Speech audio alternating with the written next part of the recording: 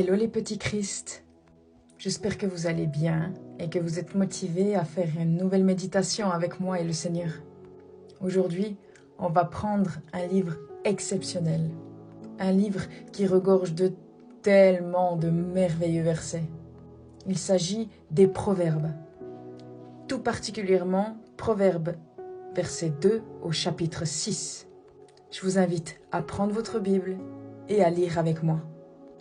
Car l'Éternel donne la sagesse, de sa bouche sortent la connaissance et l'intelligence. Avant d'aller plus loin, j'aimerais déjà juste vous parler un petit peu du livre des Proverbes. Donc Salomon, qui est un des plus grands rois de la Bible, est le principal auteur de ce livre. Il l'a écrit à la base pour les Israélites, mais en fin de compte, il nous concerne tous. Salomon a certainement écrit et rassemblé la plupart de ses proverbes au milieu de son règne. Ce livre est une pépite. Il s'agit en fait d'un ensemble de paroles de sagesse, d'un manuel, d'un guide qui, en reprenant en fait de sages pensées, enseigne comment mener une vie conforme à la foi et au cœur de Dieu. Dans le verset qu'on va étudier un petit peu aujourd'hui, il y a 3 mots qui ressortent et que j'aimerais un peu approfondir. Le premier est bien entendu le mot sagesse, qui se prononce okma. Il s'agit là en fait de la capacité à vivre selon les principes divins, d'avoir une sagesse qui guide nos actions.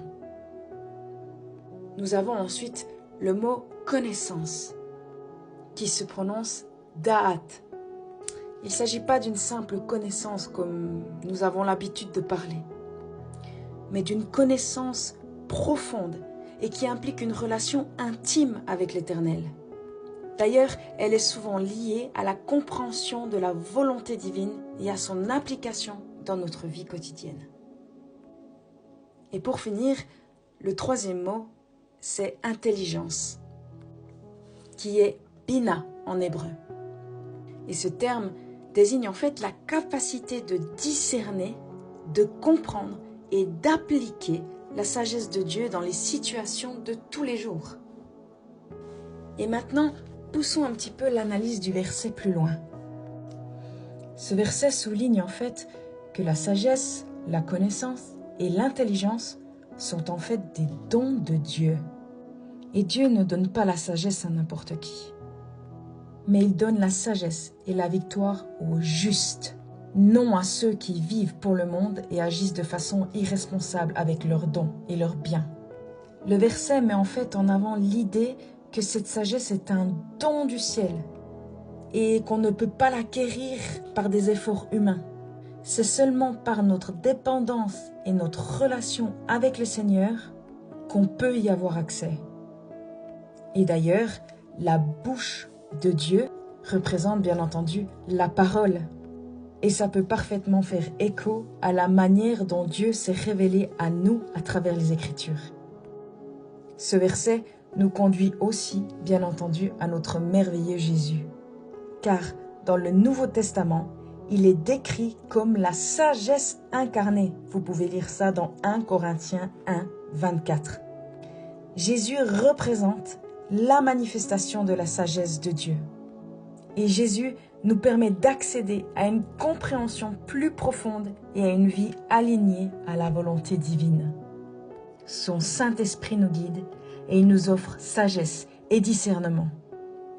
C'est à nous d'être à son écoute et de faire sa volonté. Et maintenant, pour ceux qui veulent, je vous invite à prier avec moi. Père éternel, merci de me permettre d'avoir accès à ta merveilleuse sagesse.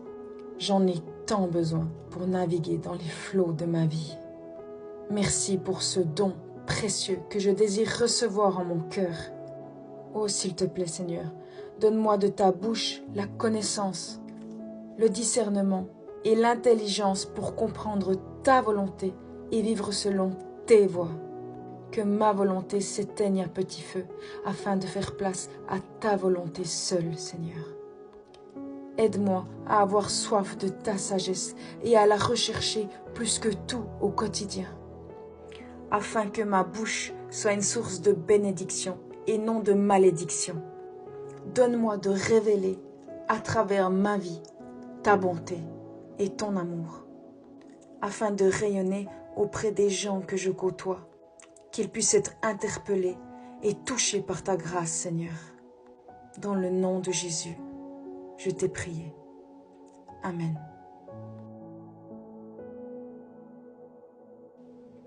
Merci à tous les amis d'avoir passé ce moment avec moi. J'espère que vous avez pu être ressourcés et que le Seigneur a pu déposer quelque chose dans votre cœur. Je prie que vos bouches soient des sources de bénédiction, que vous puissiez porter du bon fruit et que la sagesse du Seigneur grandisse en vous jour après jour.